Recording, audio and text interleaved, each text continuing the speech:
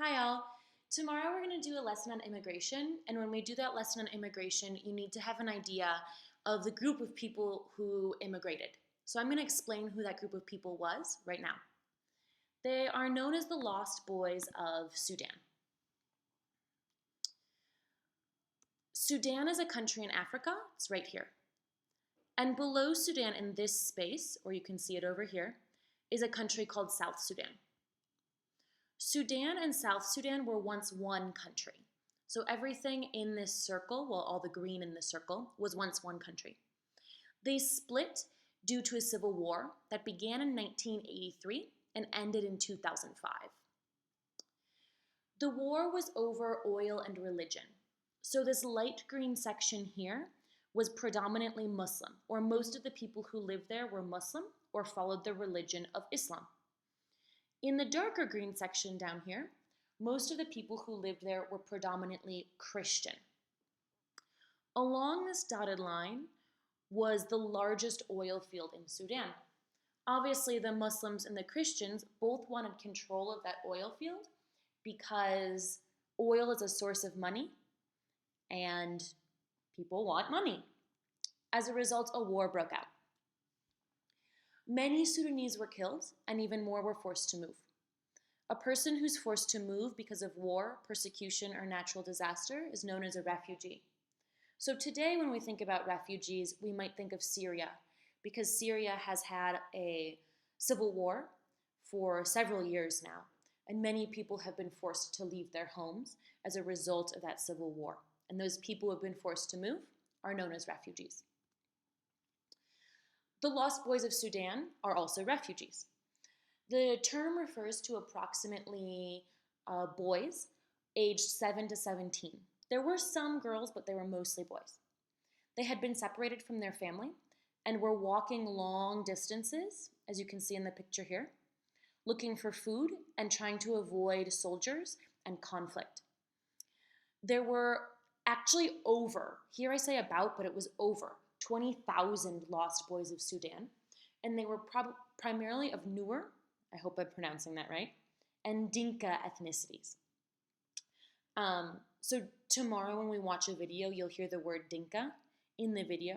Just know that it refers to the culture or the group of people these boys belonged to. Some of them moved to the United States and obviously became adults. So here are some of the Lost Boys of Sudan as adults. Cool.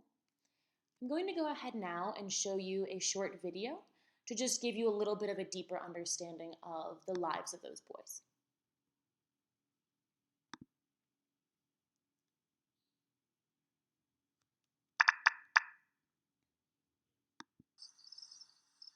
The war between North and South, that is Sudan, started in 1983.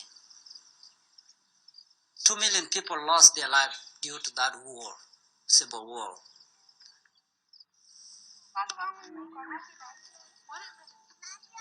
I left when I was 6.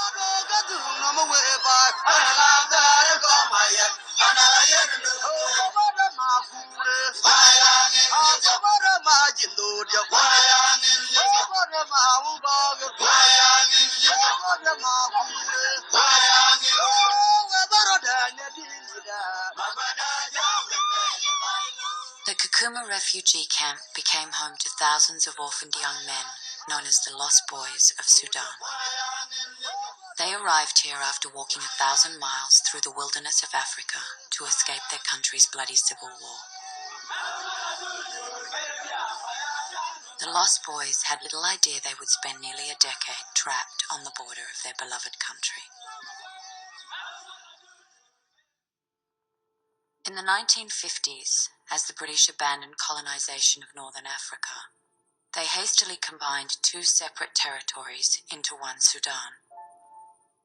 Religion and oil ignited a civil war, pitting the Arab north against the black Christian and animist south.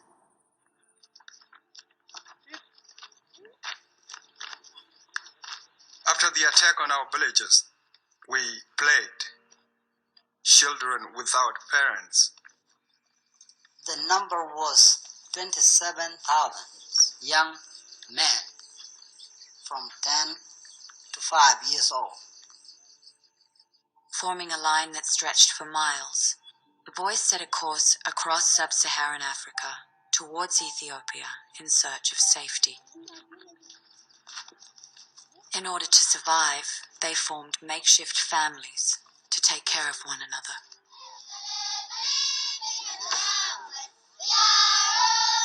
A camp was formed in Ethiopia that provided the boys with 3 years of relative calm.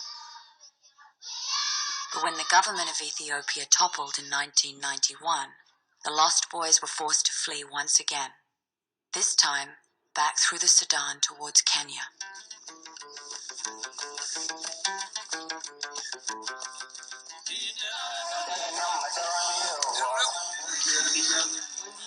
Kakuma refugee camp offered the boys some security, survival food rations, and donated clothing. The United Nations provided them a basic education where they learned math, science, and English. Lizards, crocodiles, and parrots? But once the boys finished the school program, there was little left for them to do with their days in the camp, except wait and hope for a better future.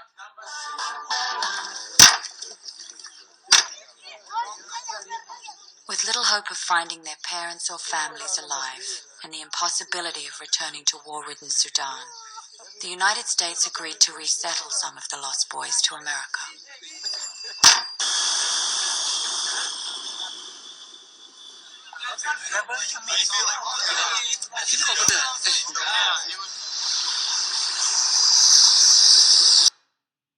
Okay, there you go.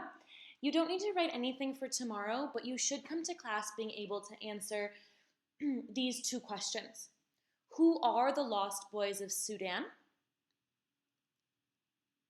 Again, that question is, who are the lost boys of Sudan? And the second question you should be able to answer is, to where did they immigrate?